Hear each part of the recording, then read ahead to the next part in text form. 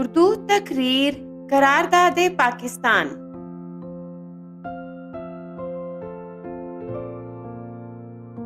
اے عرض عالی شان تو میرا مان ہے، میرا دل میری جان تو میری آن ہے، تیرے ہی دم سے ہے میرا نام میری شان، تو پاک سرزمین ہے تو پاکستان ہے۔ جناب صدر اور میرے عزیز دوستو، السلام علیکم۔ مجھے آپ کے سامنے جس موضوع سخن پر لب کشائی کا موقع ملا ہے اس کا عنوان ہے قرارداد پاکستان۔ صدر ذی وقار، 23 مارچ کا دن ایک ایسا یادگار دن ہے جس کی وجہ سے آج ہم سرزمین پاکستان کی آزاد فضاؤں میں سانس لے رہے ہیں۔ یہ دن ہمیں اس عزم استقلال کی یاد دلاتا ہے جس کا مظاہرہ برصغیر کے مسلمانوں نے منٹو پارک لاہور میں جمع ہو کر کیا۔ 23 مارچ ہی وہ دن ہے جس دن مسلمانان برصغیر نے پورے عالم کو یہ پیغام دیا کہ یہ ظلم کی جاگیر اب تقسیم نہ ہوگی، یہ ظلم کی جاگیر اب تقسیم نہ ہوگی، کوئی جبر کی کہانی اب تسلیم نہ ہوگی، کوئی ناروا سلوک اب برداشت نہ ہوگا، جو نئی مملکت بنے گی وہی عظیم ہوگی۔ جناب صدر، 23 مارچ ہی وہ دن ہے جس دن دو قومی نظریے کو عملی جامہ پہنانے، ایمان، اتحاد، تنظیم کے نعرے کو ایک باقاعدہ منظم شکل دینے اور کام اور صرف کام کا عظیم مقصد رکھنے والے قائد اعظم کی ہر بات پر مہر لگانے کا وقت آن پہنچا۔ تمام تر طاقت و جرت کو اپنے دل میں سمیٹ کے یادگار پاکستان کے سائے تلے جمع ہو کے سب ایک آواز میں پکار اٹھے،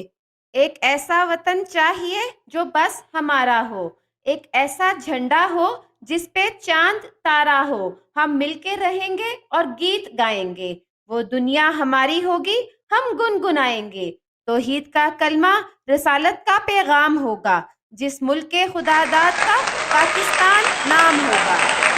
قائد اعظم محمد علی جناح کی بلند ہمت للکار، ڈاکٹر علامہ محمد اقبال کی فکر انگیز پکار، مولانا محمد علی جوہر جیسا ذی مرتبہ سالار اور مولوی فضل الحق جیسا دین کا علم بردار، ان جیسے سینکڑوں عظیم رہنما اور لاکھوں لوگوں کے قافلے نے یک زبان ہو کر پکارا، پاکستان کا مطلب کیا؟ لا الہ الا اللہ۔ اس نعرے کا لگنا تھا تو جیسے گریٹ برٹن کی تمام تر گریٹ سازشیں ملبے کا ڈھیر بن گئیں، کوئی بھی مکاری کام نہ آئی۔ بلند عزم و ہمت اور قوت ایمانی کو روکنا اس وقت کے فرعونوں کے بس سے باہر تھا۔ مسلمانان برصغیر نے اتحاد و یگانگت کی بے پایا مثال قائم کی، بصد خلوص کی گئی ایک یکسو تحریک قیام پاکستان کی وجہ بنی۔ آج کا دن ایک ایسا دن ہے جو ہمیں عہد رفتہ کے جذبوں کی یاد دلاتا ہے اور ہم سے یہ عہد مانگتا ہے کہ ہم اس پیارے وطن کو ترقی کی راہ پر گامزن کرنے میں کوئی کسر نہ چھوڑیں۔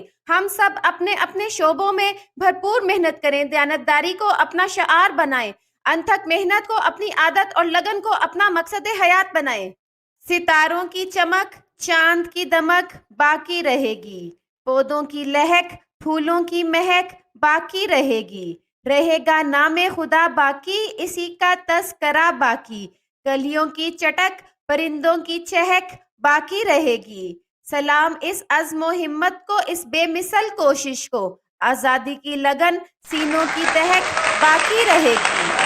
آج جبکہ پاکستان کے قیام اور قرارداد پاکستان کے لازوال دن کو گزرے تقریباً 1 صدی ہونے کو ہے، ہم نے شاید اپنے بزرگوں کے اس لازوال جذبے اور قربانیوں کو بھلا دیا ہے جو انہوں نے ہماری ذہنی اور جسمانی سکون کے لیے دی تھیں۔ میرا دیس چاند سا روشن، ستاروں سا جگمگ، یہ باغ مسرت ہے ایک ایسی جنت کہ جس میں ہے ایک احساس دائم، کہ جس کے درختوں پہ چڑیاں چہکتی، فضائیں مہکتی، گھٹائیں برستی، یہ ہے ایسا ساون جو خوشبو بکھیرے، کہ رمجھم برستی ہو بارش کے جس سے پرندے خوشی کے نغمے گائیں۔